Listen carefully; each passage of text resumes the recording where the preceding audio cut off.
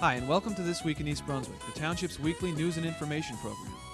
Today we'll join local children as they greet an unusual visitor at the library, the Happy Tooth. We'll hear from members of the Teen Library Corps and from Mary Louise Cooper, whose fashion focus this week is on fabric. On Health Facts, Barbara Verb offers helpful information to those affected by Parkinson's disease, and Paul Hansen discusses mutual fund families on this week's Money Tip. Adrian Eisner will provide helpful advice in time for the holidays on Consumer Aware, and we'll wrap up with this week's Township Council review. But first, we'll have a look at next week's shows here on Channel 8.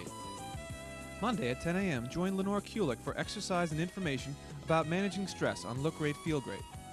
At 10:30 on Target, Paula Durant introduces members of the Middlesex Committee for a Nuclear Weapons Freeze. Tuesday night at 7, co-author of Chuck Yeager's recent autobiography, Leo Janis, appears on In Print. Ken Shalhoub's Let's Talk Health follows at 7:30 with a discussion of how to quit smoking. And at 8 p.m., Paul Hansen considers mutual funds on You and Your Money. For the kids, it's Stories from the Library, Wednesday afternoon at 3. At 7:30, Spotlight in Education focuses on the East Brunswick High School Marching Band.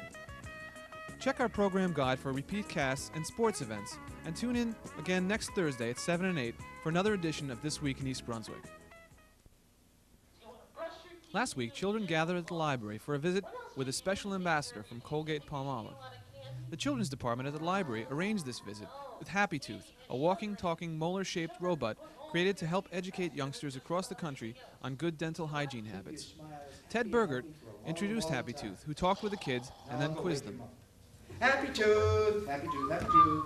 We're in East Brunswick at the library. Oh, really? Wake up. Whoa. East Brunswick at the library to teach these little kids how to protect their smiles. No kidding. Yeah. Really? Yep. You're telling me the truth. I'm telling you the truth. Okay, very good. Hi, everybody.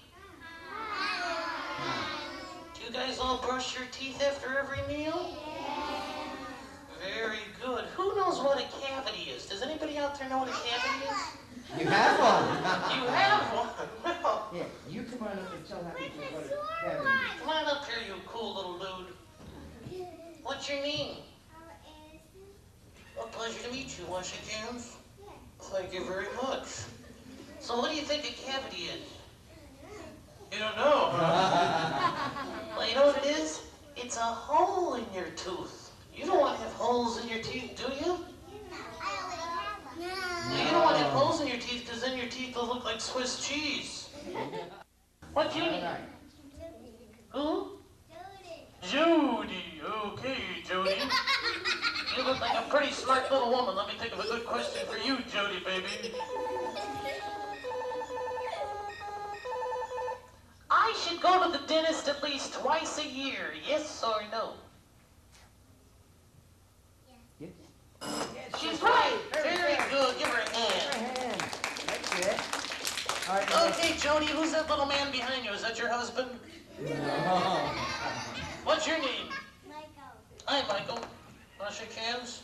Thank you very much, you cool dude. All right, let me think of a good question for you.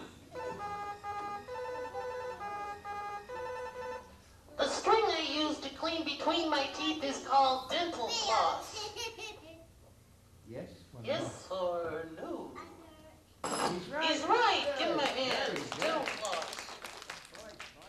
Toothbrushes and toothpaste, gifts from Colgate-Palmolive, were handed out to all the children at the end of their visit.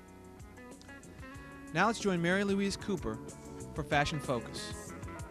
Hi there, I'm Mary Louise Cooper, custom clothing designer, here today for Fashion Focus. Today I'd like to give you an overview of various types of fibers you are familiar with.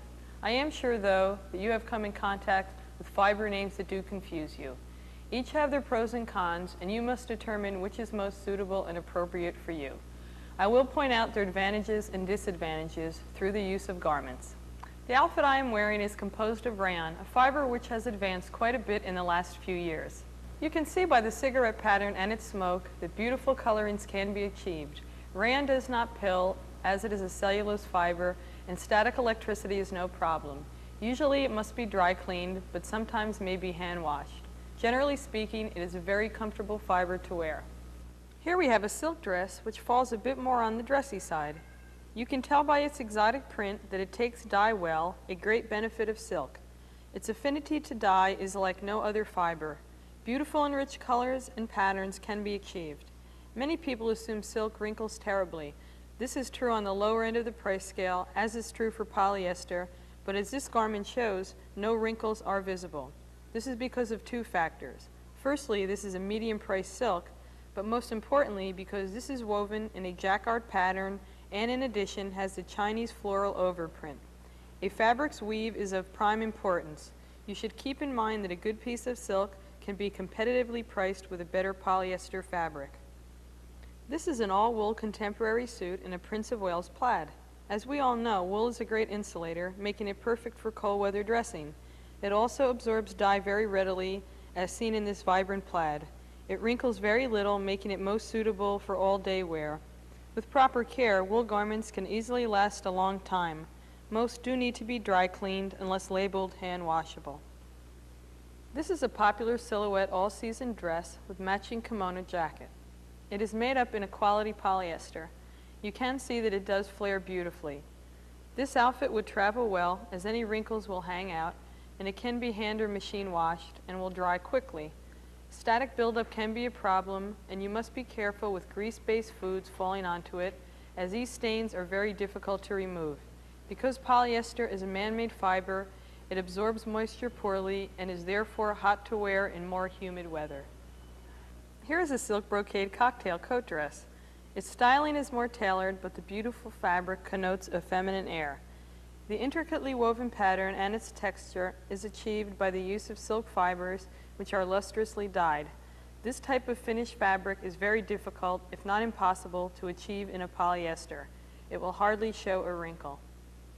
We have just overviewed some natural and man-made fibers. You must decide how much effort and expense you would like to put into your wardrobe.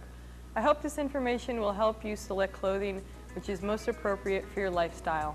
Until next time, this is Mary Louise Cooper.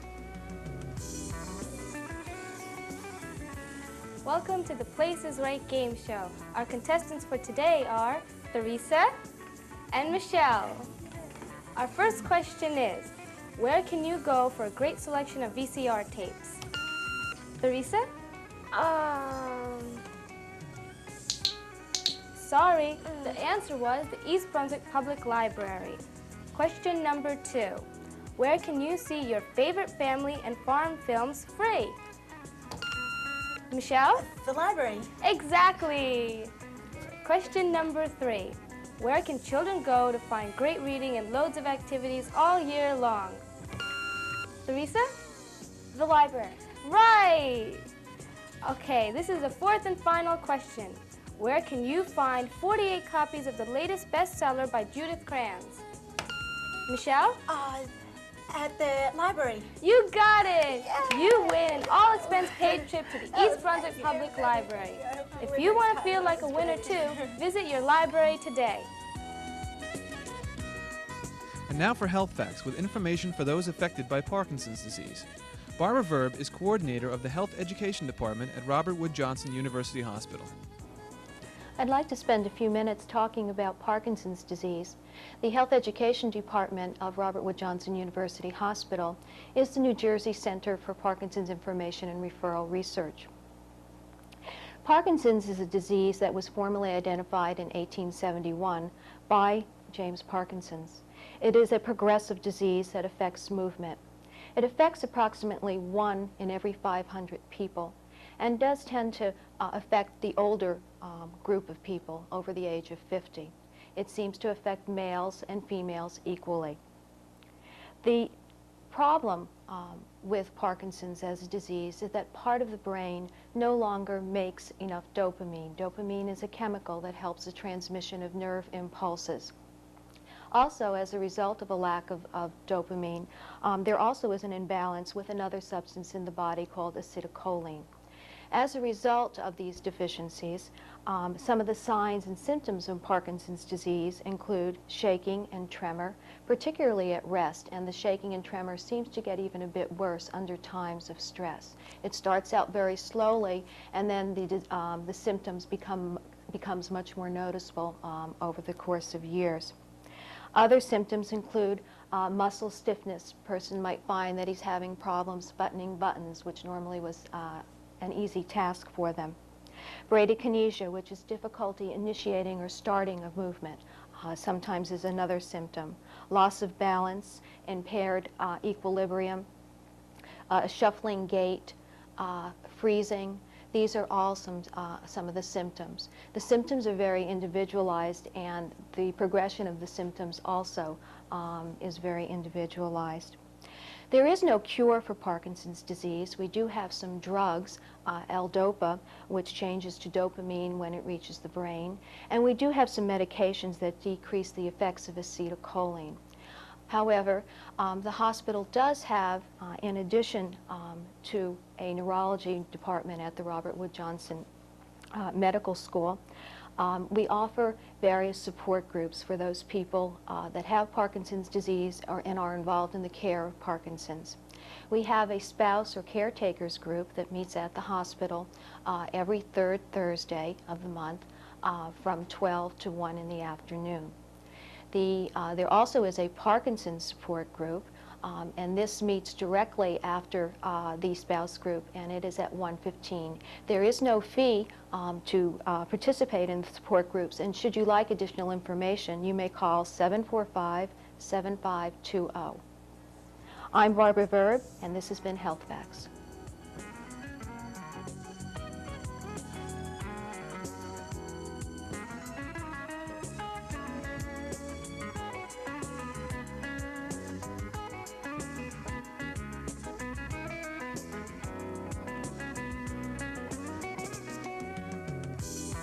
I'm Paul Hansen with this week's Money Tip. A mutual fund family is a financial institution, as is a brokerage firm or bank. The term family means that the institution offers you choices of individual mutual funds. Taken together, the individual funds are called a family. Each mutual fund family offers one or more of all three basic types of mutual funds: money market funds, stock funds, and bond funds. Each fund type has several categories. Here are some of the parameters you should look for in selecting a mutual fund family. The minimum initial deposit. Choose only no-load fund families. Size of the individual funds. Fourth, telephone switching. Fifth, past performance versus fund type. And finally, conservative and aggressive approaches. There's no one better able to manage your money than you. Make the wise choice. I'm Paul Hansen with this week's Money Tip. Hello, and welcome to Consumer Aware. I'm Adrienne Eisner, Director of the East Brunswick Consumer Affairs Office. Thanksgiving is just around the corner, so let's talk turkey, about buying your big bird and storing it properly. There are two important pieces of information to look for before you make your selection. An inspection mark on the label tells you that the turkey has been inspected and that it is safe, wholesome, and accurately labeled. Another symbol you will find on many packages is a United States Department of Agriculture grade mark, usually grade A. Grade A turkeys are meaty, have a well-developed layer of fat in the skin, and are practically free from pin feathers, bruises, cuts, or tears. The younger the turkey, the more tender and mild-flavored it will be. There is no significant difference in quality between a fresh turkey and a frozen one. The choice is based on personal preference. A whole frozen turkey can be stored in your home freezer at 0 degrees or below for up to 1 year without appreciable loss of quality. Frozen whole turkeys do not need to be rewrapped for freezer storage unless the packaging has been opened or is punctured or torn.